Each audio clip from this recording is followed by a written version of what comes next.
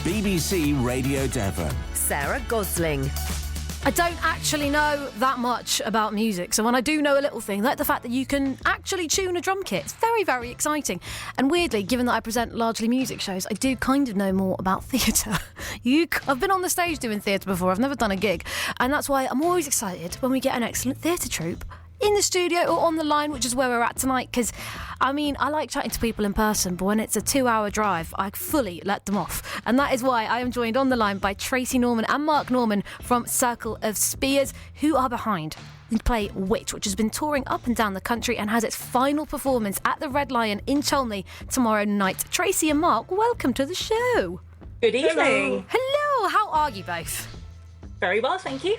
Excellent. So you've got me propped up on an iPad at home, is that correct? We have indeed, yes. just to set the scene a bit.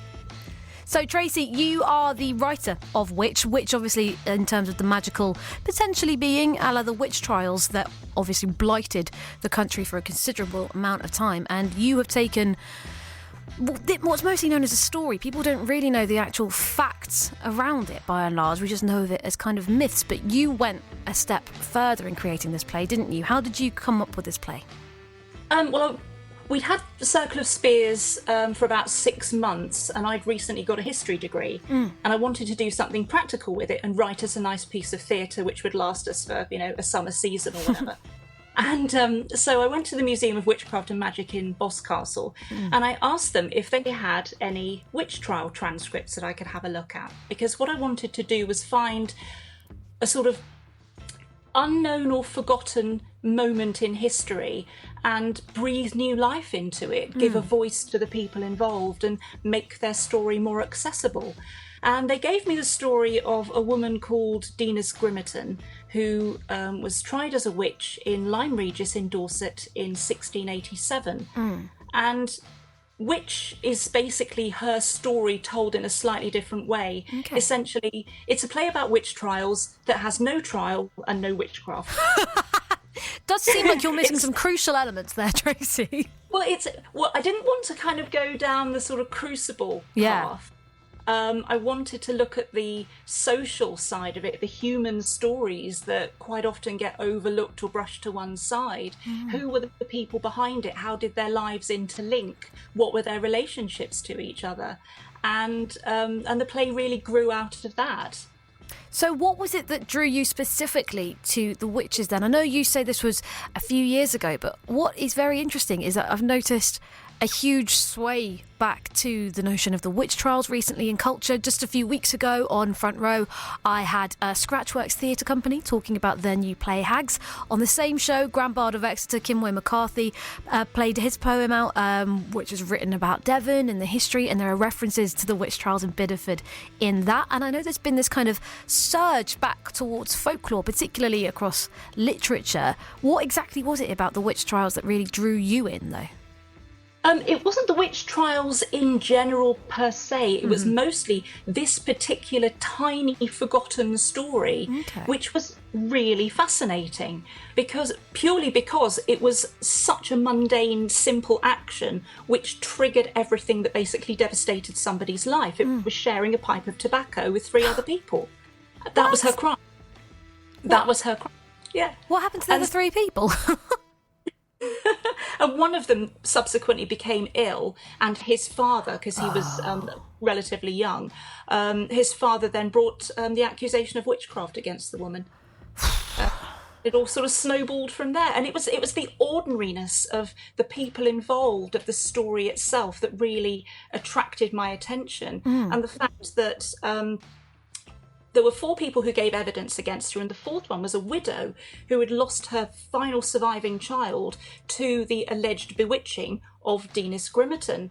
And in subsequent research that I did, I discovered that this lady, Mary Tillman, used to run the bakehouse in Lyme Regis, and so she and Dinas Grimerton would have had to have been interacting with each other after her daughter died, because it was the only bakehouse in Lyme Regis. Dinas Grimerton would have gone there to get flour or to have her bread baked or whatever. So I wondered, what was it like for those 2 women having that interaction where one believed that the other was responsible for taking away her final surviving family member. and the other one was going in knowing that that's what that woman believed about her. I mean, you can't imagine it. No. I mean, and it was those relationships which I found the most exciting and the most interesting, and there were so many layers that you could scrape back and try to get to the root of what was going on, and that was what really attracted me about it. And there are many, many other cases which are equally mundane and everyday, which are also just as interesting and just as intriguing. You can make an entire series. Yeah, you could. Yeah, you got all the stuff there. I mean, it's particularly interesting in this time where increasingly across politics we're seeing the term witch trial bandied about without really these specific historical connotations to it. And I know you've already mentioned the Crucible, which I always found really interesting, just in terms of the way it kind of portrays the characters as maybe believing that these people are witches or have convinced themselves of it in order to make themselves feel better. It's all very, very interesting. Mark, I'm assuming you're playing the witch. You would be incorrect in that assumption. Gosh darn it, I really thought I was on to something there. Who are you playing then, Mark?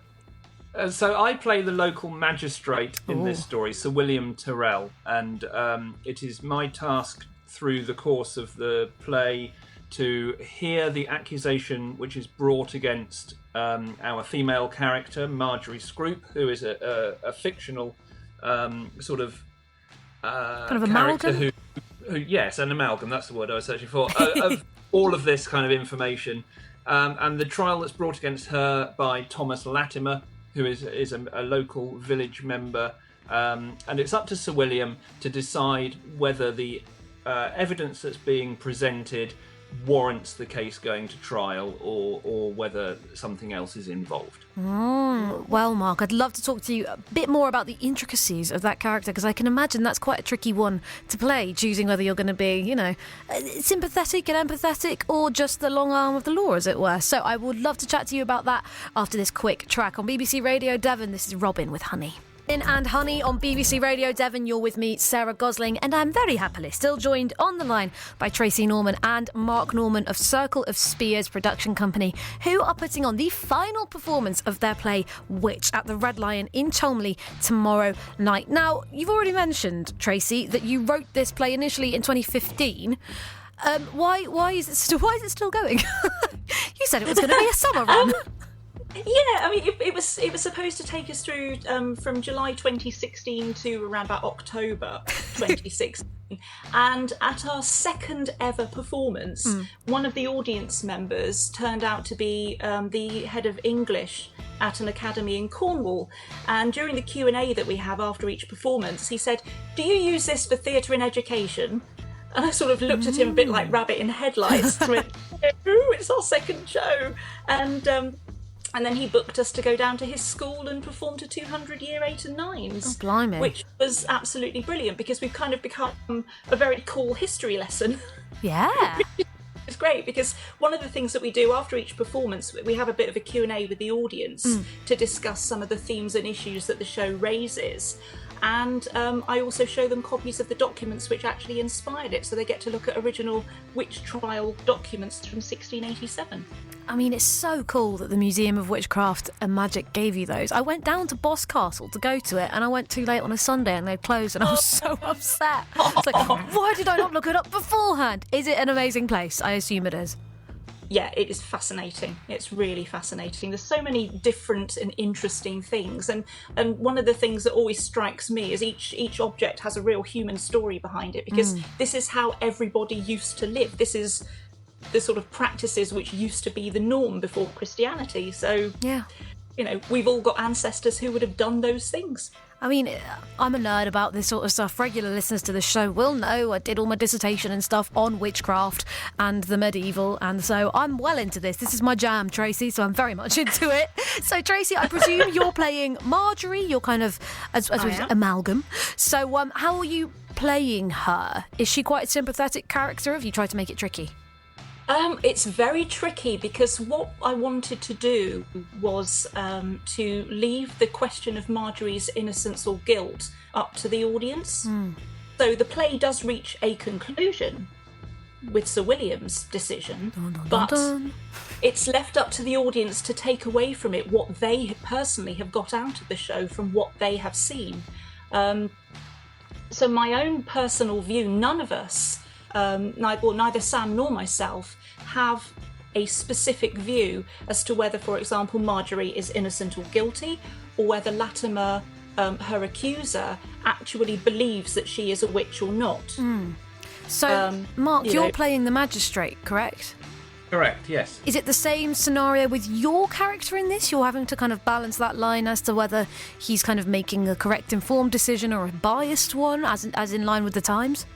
Yes, it is. And like everything else in the production, not everything is necessarily as straightforward and clear-cut as it might appear at the start of the show. So the as the story unfolds, it does tend to take a few twists and turns which introduce new information. So everything that you hear at the beginning isn't always quite how it seems by the end. And so Sir William's decisions, for whatever reason, go in different directions as the evidence is presented. Need to say as well that you are both joined by Sam Burns, who is the other third of Circle of Spears at the moment. So is he Latimer then?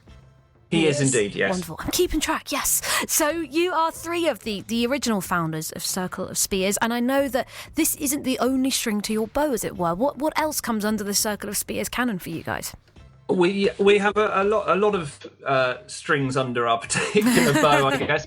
But the two main ones are our theatrical productions and our audio productions. We are, as far as we know, Devon's only independent audiobook producer, so we work with a lot of authors across the country and indeed in other countries to bring their works to audio. And from the theatre side, as well as Witch, we work in other genres as well. We've done live ghost story readings. Sam has written a contemporary comedy. We've got other plans for different variety of genres of show in 2020 coming up as well. So we work in lots of different areas. What advice do you potentially have for people who are looking to start out a theatre or audio production company such as yourselves? Is there anything you've learned along the way? We're learning all the time. Yeah. There's always something new. There's a lot of good advice out there. I mean, we mount our audios on Audible, and we use the feeder channel ACX for that, and there's lots of good advice on there. I would say, if to people who ask me for advice personally, I always say practice your reading, practice your accents, read a variety of things, listen back to yourself. How do you sound? And then you can take on more challenging work. And there are lots of different progression paths as well, because some people go to drama school and get an introduction that way. Some people come into the industry by a variety of different means. I mean, we're a professional company, and all the time when we're working with other companies who tend to be called, amateur theatre groups, for example, we strive very hard to say, the use of the word amateur doesn't belittle what you're doing. Yeah. We have people say, oh yeah, but you're professionals. We're only doing this as amateurs, and there are lots of amateur shows that are far stronger than some professional ones that we've seen as well. So there are many different routes in, and we're always happy to chat about it. People could follow us on Twitter @Circle of Spears, drop us a message. We'll give them some advice on there. Yeah, you guys are delights, aren't you? That's very lovely. Thank you very much for that. So your final performance of Witch at the Red Lion in Cholmondeley tomorrow. Are tickets available online? Yes, we're actually forming the November monthly meeting of the Cholmondeley District Society. So for members of that society, you can get them on the door through your usual channels. If you are not a member, you get it slightly cheaper than we normally do it. And you can get the tickets at www.circleofspears.com/store. Brilliant. Well, Tracy Norman, Mark Norman, it's been a delight talking to you. I hope the show tomorrow goes absolutely splendiferously, as it ought to, as your final performance of the run. And good luck with Witch. It's on at the Red Lion in Cholmondeley tomorrow night. And this is a new track from one of my favourite bands coming out of the Southwest, from Bath. This is Bad Sounds and Sympathetic Vibrations.